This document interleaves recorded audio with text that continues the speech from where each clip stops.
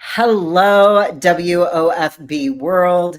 I am so excited to be here today. I'm your host, Cameron Matheny with Cameo Studio Designs, principal and founder of the CEU Designer Dopamine. I am so excited to be here today in the Moxie Hotel again, streaming our live episode. If you are ever looking for a place to stay in St. Petersburg, I encourage you, or across the country, check out Moxie Hotel through the Marriott. They have a profound, amazing establishment, and the tile and the lighting that is here is my favorite. This podcast is proudly presented by the WOFB and sponsored by Cameo Studio Designs and one of my favorite materials businesses, Ladacree. Guys, if you are a DIYer, an enthusiast, or a contractor, or tile experts, or flooring, look no further as we shine a spotlight on the brand that is synonymous for quality and innovation. That is Ladacree. Are you planning your next tiling project or tackling a big renovation? Ensure a successful installation each and every time with the most comprehensive assortment of materials, which is Ladacree. They have innovation for tile. They have stone installation materials that are available, not only just nation, guys, but Ladacree is worldwide. They are leading from system solutions to substrate up through the grout in virtually any type of project. So look no further for Ladacree for all of your adhesives, grouts, and waterproofing needs. Guys, I am so excited. These episodes are just rolling out one after another, after another, after another.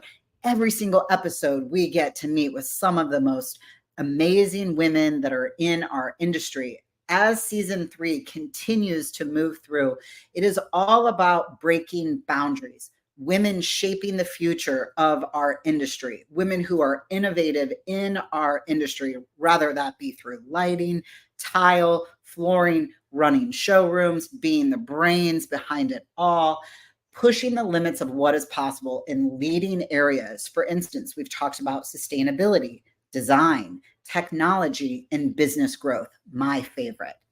As a commercial tile installer, I get the opportunity to talk to so many showroom owners.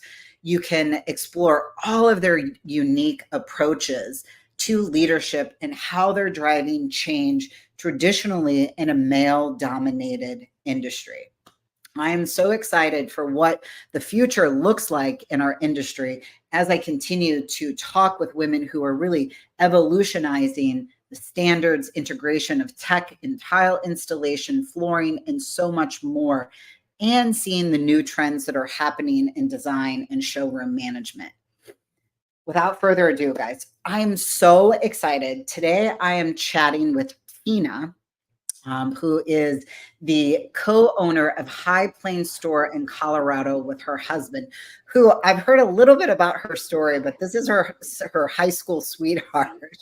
So I'm super excited to have you today. Tina, welcome to the WOFB podcast. Thank you for having me. I'm excited. Oh, you're so welcome. So tell me, where are you guys in Colorado? So we are in Colorado. We have a store out in Pueblo West, which is right in the middle of Colorado. And then we have another one 30 minutes away in Fountain. It's actually Colorado Springs area. Oh my gosh, I'm going to come visit. I've never been to Colorado, and I've always heard about Colorado Springs. So I'm going to come and visit. I should have just done the episode there with you. Yeah, that would have been fun. I know, right? Well, it sounds like just from talking to you this morning, you guys have a lot going on. And so I am so thankful that I was able to catch up with you. So tell me, what have the last 45 years been like for you in this industry? Oh my goodness. So my husband's been in the industry by 40 plus years. So he started out in a distributor. His mom worked for a distributor out in California, in San Diego. And then he worked there as a warehouseman, and then he moved into a warehouseman position. I mean, right out of high school. I mean, we were puppies. Wow. And moved into doing a warehouse at a store. And then an installer came by and said, "Hey, I need help." And the rest is history. I mean, he got his contractor's license for flooring out in California. Then, I don't even know how long. I know my son wasn't born yet. So it's been a little over 35 years. We moved back to Colorado, where I'm originally from, and he started working out here for a big flooring company, and then eventually moved back home and opened up his own flooring, just installing at first. And then one day he says, "Hey, I want to open up a store." And I'm like, "Well, I don't know anything about flooring." He goes, "Yes, you do. I've been doing it all my life." And oh man, it was scary at first because I didn't have no clue. I didn't even know what laminate was, to vinyl plank, to any of that. But um, I a little bit of background about me. I started I actually have my engineering degree Oh my in gosh, you're electronics. kidding. Yeah, and I was a project manager for an interface division. So people are always like, "What's interface?" Well, I'm a computer geek, you know. I know a lot of different computer languages. I used to travel all over the United States. I had clients all over the world and stuff like that. So Wow. when my husband said, "Hey, let's do this," I was kind of nervous at first because I didn't know anything, and this was right before the pandemic Oh my happened, gosh. Okay. and so we didn't know that all this stuff was going to come down, and that just changed everything. We started in a little, I bet it wasn't even 600 square feet. It was a storage unit area that we started in, and then we were all excited. "Hey, we made our first $1,000 for the month." We were excited, and then we bought out another company that said, "Hey, you know what, this pandemic's going to ruin my business." And we went ahead and took the leap, took the risk, and we got a 900 square feet building, and Wow. it blew up from there. I'm not even kidding you. It just went crazy. Like, I never seen anything like it. And it's I love how you just said one of the things that I always talk about. I'm a serial entrepreneur, but one of the things that I always talk about is you have to have that sickness as an entrepreneur to be able to take a risk. Hmm. How much are you willing to risk? How much are you willing to put out there to either succeed or fail? And then the other thing is, like, there's a lot of businesses that talk about exactly what you just said is after the pandemic, things took off. And so now we're post pandemic where things are starting to Hmm. settle as we kind of move through a different part of, a time in our country right now. As an entrepreneur, where are you guys still? Are things still super crazy or have things settled? And how are you navigating that?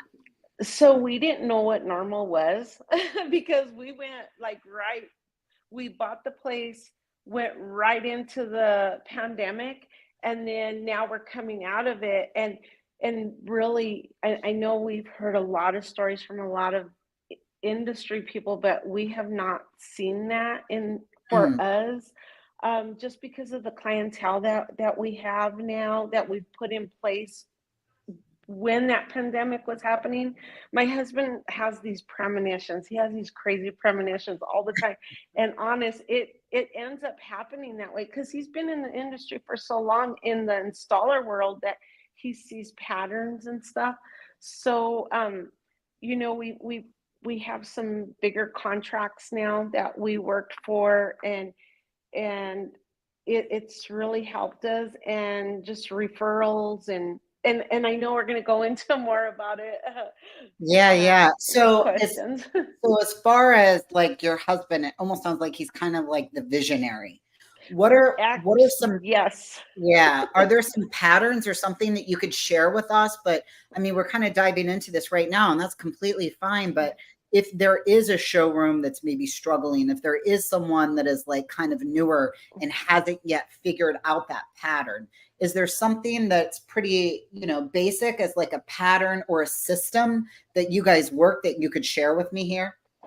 So I always talk about cash flow, and I know a lot of people think I'm crazy about talking about that, but I always look for things that are going to cash flow while our bigger contracts are going through. I'm looking for what's going to cash flow. Like carpet's a cash flow for us because we could get in and out and do a carpet job within 2 weeks. We order the product, it comes in, we bam. We also do blinds. So blinds is another big cash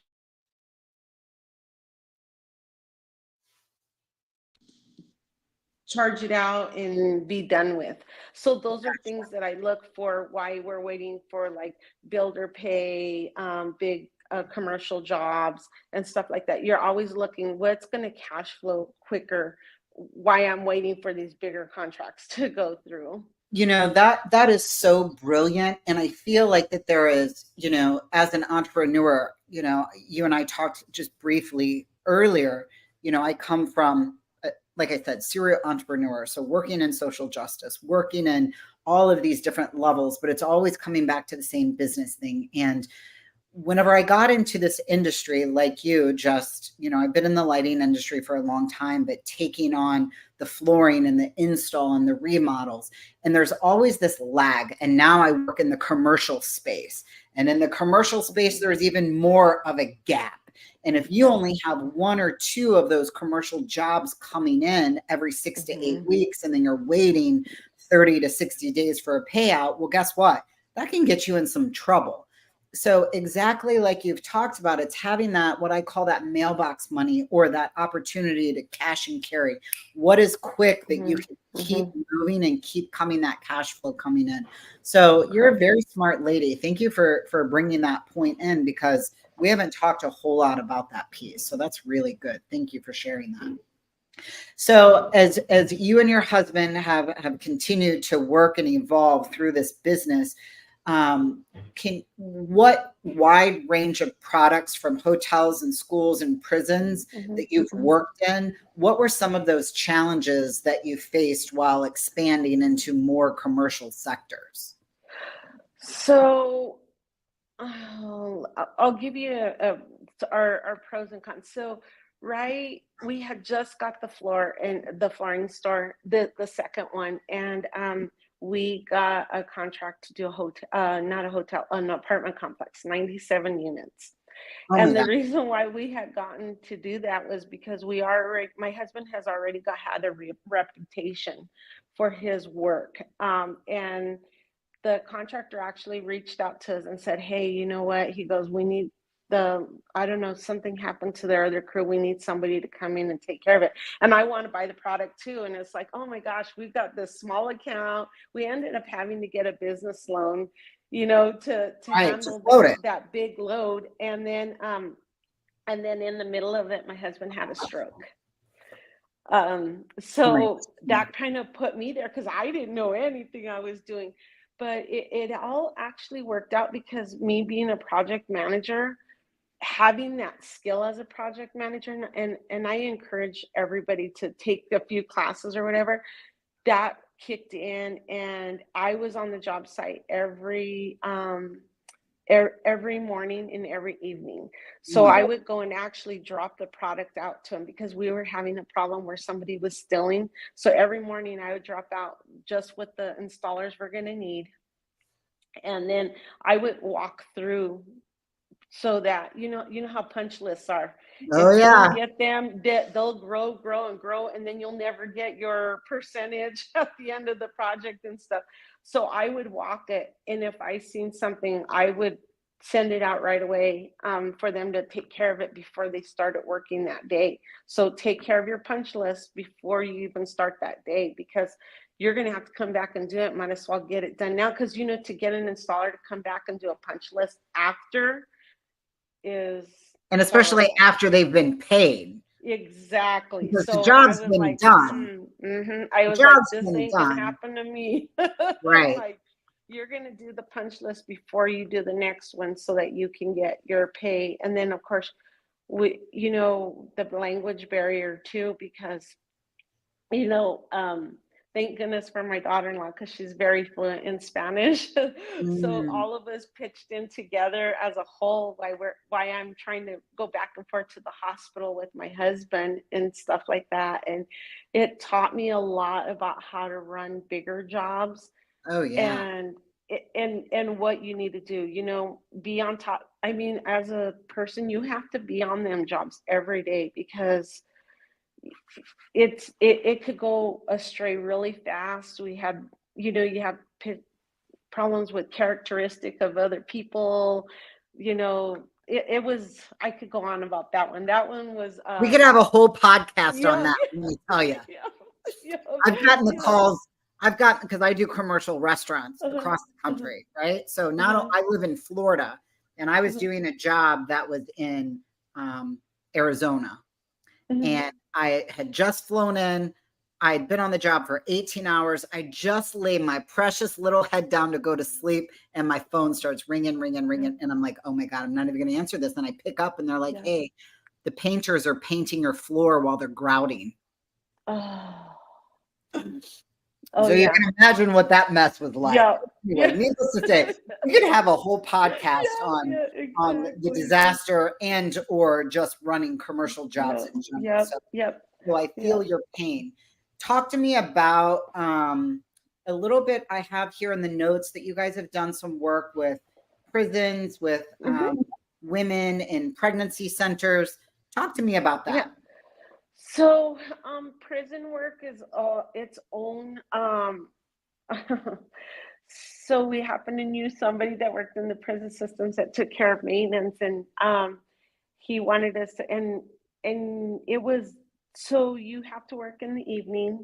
It's an evening time job, and it's not, you just go in the prison, give them your certifications. You have to have everything. Like, you need to know what materials are in the product. You have to have your sheets sent into them.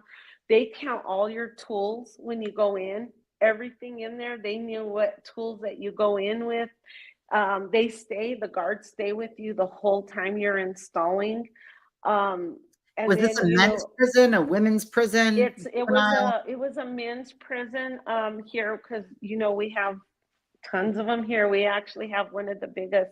We call it the Alcatraz of the Rockies. Here we have all Okay. of the big names, here.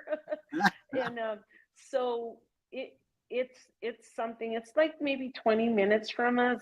There's a whole group of prisons out here, and you have to do. I mean, it's not. It's really hard to do because the guys are gone. You have certain time frames. You got to get it done before the prisoners wake up. Oh You my go God. through tons of gated areas. I mean, it's good money, What but was the it's a lot square of work. footage that you guys did there? Was it a bathroom? Was it a It floor? was a kitchen. It was actually Oh, one of their kitchens. Yeah. And they have to get them up and running right away. So you're working like as soon as they can get you in where there's no prisoners in there, you are in there just going to town. I mean, you're trying to turn that around, and you better be organized, because you cannot leave the job like you do other places and say, sure. oh, you know what, I forgot, grout, or I need this tool. You can't do that there. You need to make sure you have everything when you step foot in that door of the prison. And so for that type of work, that wasn't like your business. It's not a federal or government. It was someone that you knew. So you guys didn't have to bid on it.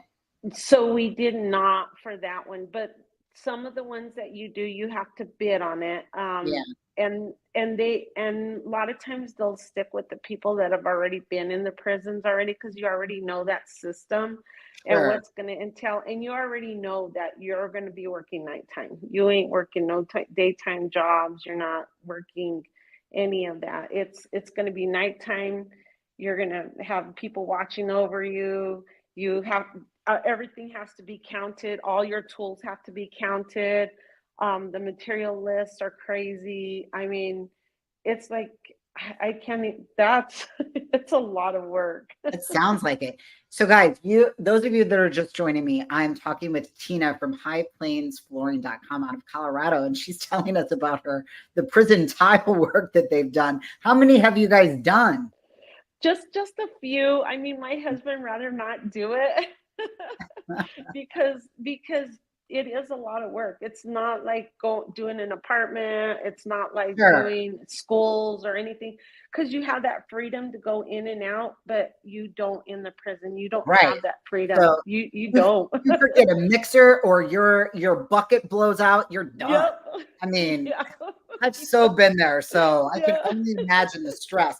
You have to bring like 4 and 5 of everything just to make sure Yep. you have everything. Yep. So I Yep. love that you brought that up. So tell me then about what about the women's pregnancy centers? So actually we do a lot a lot with the pregnancy and also women's shelters. We I actually sit on the board. I just recently resigned just because we're so busy. But helping them out, going in and doing flooring for them. A lot of it's donated that we have extra, or we go in and do some flooring for them in their centers. Because a lot of times people, these are hidden places that you can't tell people where they're at, and so you're going in and Yeah. taking care of that. And then pregnancy center, we buy, we try to keep up with them and donate what we can. I mean, we really try to get out in the community everywhere. We really do. If there's a That's so need great. and they need something, just ask us. We may have extra material around that we can donate to you guys. And maybe, if the guys aren't really busy, I mean, we'll pay our guys. Can you go over and take care of this job for them? It's important. It is important, and I love that you brought that piece of the humanitarian of who you are into your business, because there's so many people, even I've been guilty of it. I've tried and tried. There's so many people that forget that piece of it, that they don't volunteer, they don't give back to their community, they don't sit on boards.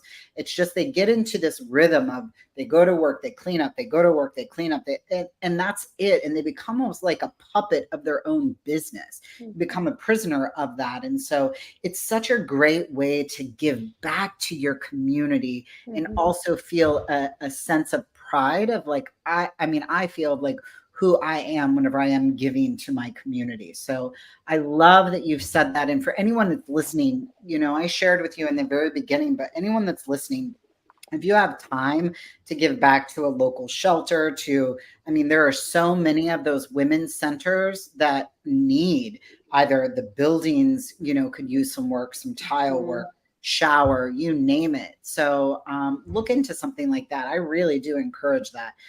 I mean, the prisons too, wherever you can get involved with that. But like you said, I'm a WBEC in the state of Florida, the state of Illinois, and the state of Michigan.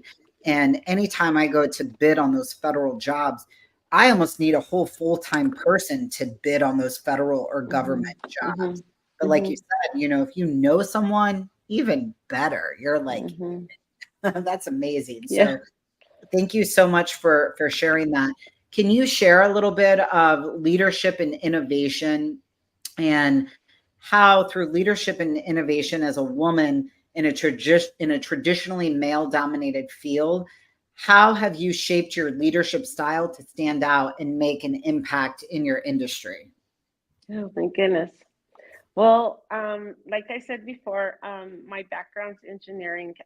So I'll tell you guys a funny story. So there's not very many women. There was two of us that graduated in our whole class full of men. And I had a gentleman tell me one time that I was just there for decoration. So that always has stuck in my mind, Oh, what? Yeah, that I was just there for decoration. Oh my God. Yeah, yeah. And so it's always stuck in my head because it made me laugh. It's like, man, I said, is this how everybody feels, about women? I feel like when I was there, we kind of spearheaded a lot of the engineering for women, because that was back, 20 years ago. And now you see it all the time, women in actual programming and engineering and all that. But back then, we were just, I just liked the field. I mean, I used to work for an aerospace division. So that's where I really got my love for electronics and all of that stuff. So it really helped me in how to handle individuals and in men in particular. Because I felt, man, if that's how he feels, can you imagine how many other people feel that way about women in that industry? And so when my husband had the stroke, that was a big eye opener for me too. Handling crews, Oh, sure. handling them, because now they have to come to a woman and say, hey, this is happening, Did they, and did they respect you the same way that they respected your husband? Um, at first, maybe not because I didn't know that much about flooring, but boy, let me tell you, I learned overnight about flooring.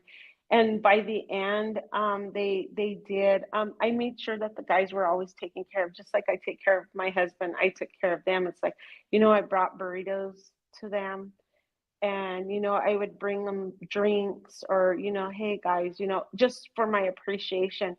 And boy, did they keep, and I think that they came, it had a respect for me after that, because they knew my husband had the stroke, and I was there all the time for him. I was listening to issues that were on the job, and I was taking care of them. And over time, they learned to, wow, you know what, she means what she says. And I wasn't, I had to do a lot. It was a whole game changer for me. And they did respect me, after working for me. They would pick up my calls, do all of that stuff.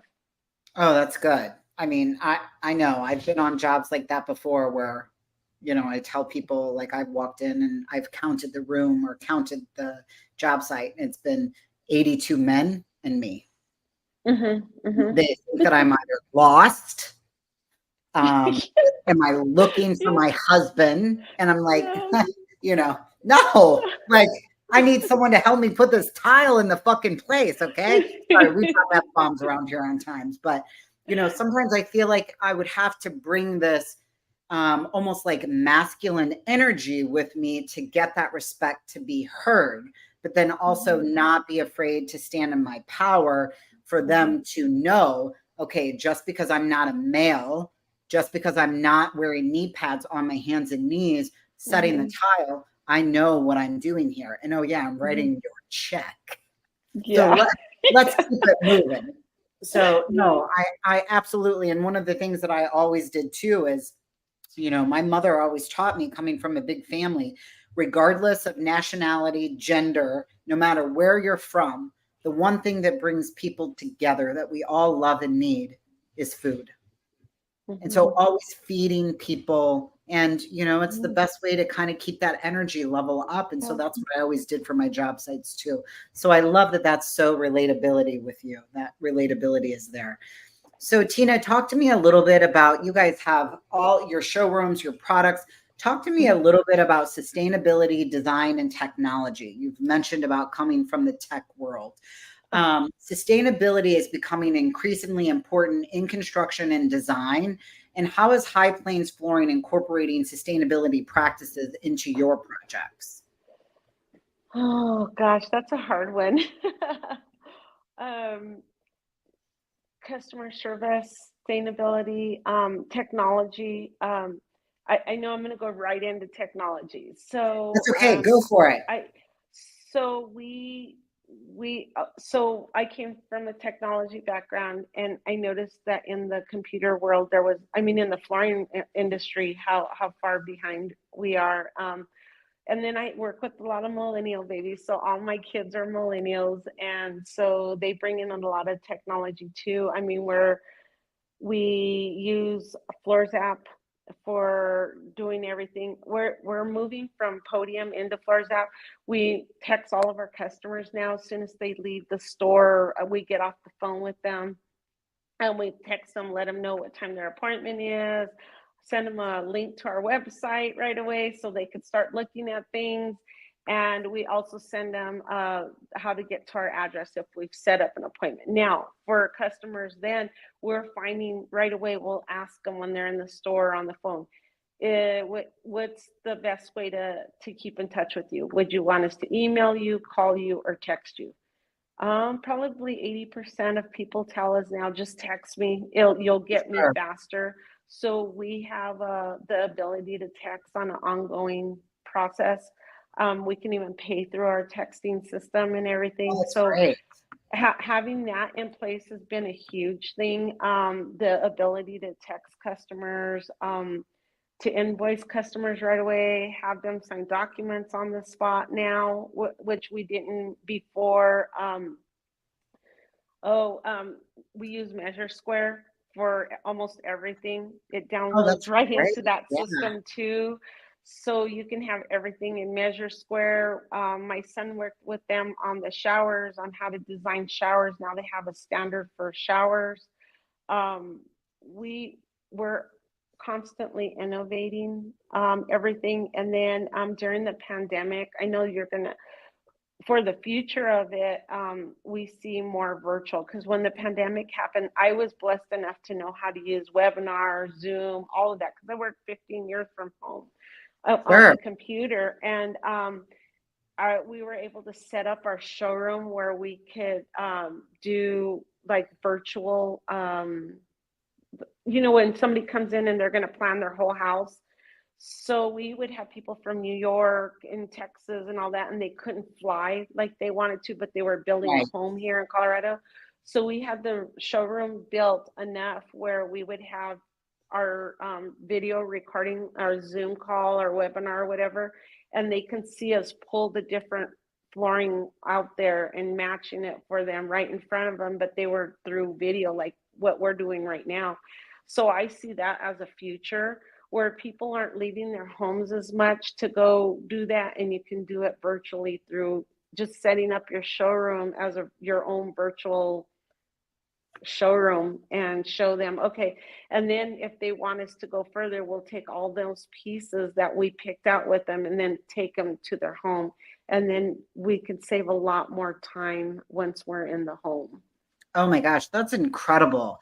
Your Yeah. husband, I'm sure, is so fortunate that he knows someone like you that has such that great tech experience. So, that's so amazing. And, we could probably have a whole other podcast about everything that's changing with IT and Mm-hmm. people Mm-hmm. designing their spaces in the Mm-hmm. metaverse. Mm-hmm. People that, I come from the lighting as a lighting designer, the lighting industry. So, Mm-hmm. to be able to explain how LED is integrated into grout joints, or that we put, or Yeah. that I illuminate and put LED in pans or in niches, and Mm-hmm. people just could never wrap their brains around it. So now we're able to like showcase what that looks Mm-hmm. like in, let's say, not necessarily an AI image, but AI image. It's so easy to do that now. So for lighting, for me, that was super, super important. So I love that you can capture that and bring that for your business. That's super cool. As far as marketing and growth, so you talked about in a little bit of your the bio that word of mouth has been your biggest marketing tool, which is Mm-hmm. impressive. Mm-hmm. What do you believe has been the key to building such a strong client relationship over the years? So we call our place Cheers. I don't know. I know I'm dating myself, but Cheers was a sitcom where everybody came to, talk. Um, we've created relationships with our customers, and I'll give you an example. So we do sand and finish, and sand and finish takes, oh gosh, it could take a week sometimes, to do that. So we've partnershiped with our Texas Roadhouse, and we have a gift cards with our logo on it, and it's just $50, but we always tell the customer, you know what, here's dinner on us, because we know you're going to be out of your home or Right. whatever it's going to be. And so we give them that as a, here, I'm going to give you that. And then, Bona's awesome about giving us kits to give to our customers after we're done doing hardwood, or we also just community again. Let's get out in the community and start doing stuff like that. We do a builders and brew, like maybe one time a year, and we invite all the builders and we feed them breakfast and stuff, and then we show them our latest technology and stuff that's going in. What we're seeing a lot happening in the flooring industry, because and we usually try to do it after surfaces, because when we go to surfaces is when we see all of the new things, like that everyone usually has all the same thing that's going on, like the loose Right. lay vinyl and stuff like that. So we try to do that so then we could keep them innovated as to what we're seeing in the industry. And then gosh, social media is huge for us. I know we're going to talk about it, and I know you're going to put some links, but my daughter did the whole story of us opening up our store in Fountain, Oh my from gosh, the I good, love it. bad, and the ugly. I mean, you're going to see us having to rip floor out because we laid it wrong. Us going to get the furniture for the place. The day that we went to open up the store, had our grand opening, they didn't tell us, but they were going to resurface our parking lot. Oh It's no. all in the stories. You guys will get to see all of the videos out there on what happened. We talk about controversial things like why you should go with the flooring store instead of doing it DIY. That's You'll important. see stuff like that in our my daughter does all of the videos, so it's nice having millennial babies that know how to use the podcast stuff. You'll see a lot more stories that she does. So we took a huge social media class. It took us 6 months to do this class, Oh my gosh. and I learned so much about social media. I thought you just post. No. So the lady made us do like when we talk about our business, what are we going to talk about? So our three things we were going to talk about was business, flooring business, product, and service. Those are our Mhm. three that we were going to focus on. And if you guys watch our videos, you'll see exactly where we're hitting, because we're not actually like here. I'm going to show you guys really quick. There's flooring Yeah, right behind me. Um, so that she talks about it, but you're not actually, you're seeing the product while they're getting installed, or you'll see the product, but we won't actually like say, hey, you know what, I want you to buy XYZ flooring. I have that. I mean, that comes up on our feeds and stuff, sure. but we're going to tell you about, our business and stuff, why we're showing you what we're doing. um, you guys will get to see all of that through our social media. And so would you encourage someone who, because if you're, I don't know if you're on the WOFB Facebook groups at all, but there's always people who are asking questions about what are people doing for social media? What are they doing for leads? And so would you encourage someone to go take social media marketing or Uh, class? I would, because for one thing is people, there's so much scams going on nowadays. I mean, there's just tons. And you look in Google and you're thinking, okay, which one am I going to choose? You know what? There's tons of them out there. But for us, you get to see who we are as a family and as an industry. Then by the time they walk in, they already know who we are because they've seen our videos. They Right. know that we've done this. They already know. I've had people call me from California and say, hey, I watch your every week. I watch for a new video to come out and see what you guys are up to. We did one where we closed the store down and we went to Breckenridge and took the whole family for our quarterly meeting, because we do a big quarterly meeting, and went and we did our whole like, hey, these are the goals for the next quarter. We talked about, you know, things that we need to change, things that work good for whatever, and then you get to see us have fun after. We Oh my didn't gosh. just go there as a family, but we went and had fun as a family, and you're going to see that in the videos. That's who we are. I And mean, that's you'll so you'll even see important. our mistakes. Yeah. That's so important too as a family business that you guys are putting yourselves out there, you're being authentic. Hmm. You are bringing, and I think that that is really what makes a business truly successful is when you are able to tell a story. Hmm. All anyone that I've talked to in marketing over the course of, I think just truly since the pandemic is people are all about the storytelling. We want you to be Hmm. authentic. We want Hmm. to know Hmm. everything about of what you're doing. Yep.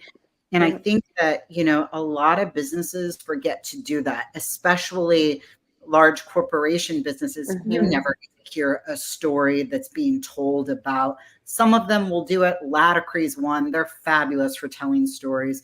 But some of these larger install companies, they don't really tell a story. So I love that you guys have really capitalized on that essentially, and that you're able to share those experiences with other people, because I know our listeners, I know them well, and I know that there's someone out there who's like, ah, I need to get on social media more and talk Mm-hmm. about that, because that's where business is truly headed. So, Yeah.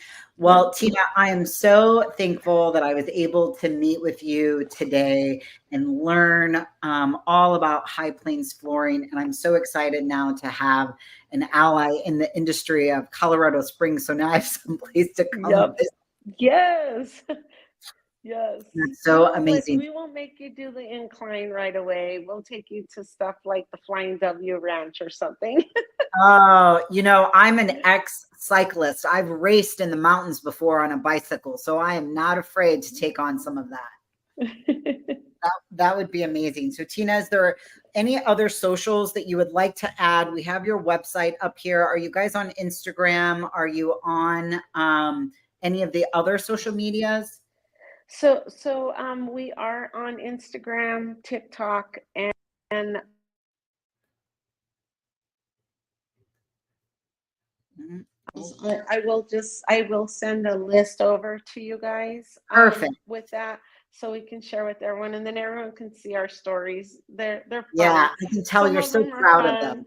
Yeah, they're funny because some of them I just laugh because it brings back memories. Oh yeah, that was the day this happened, or because it's not all pretty Pinterest pages and everything. We as flooring installers have our issues too, and we have to redo things, and it's part of the industry.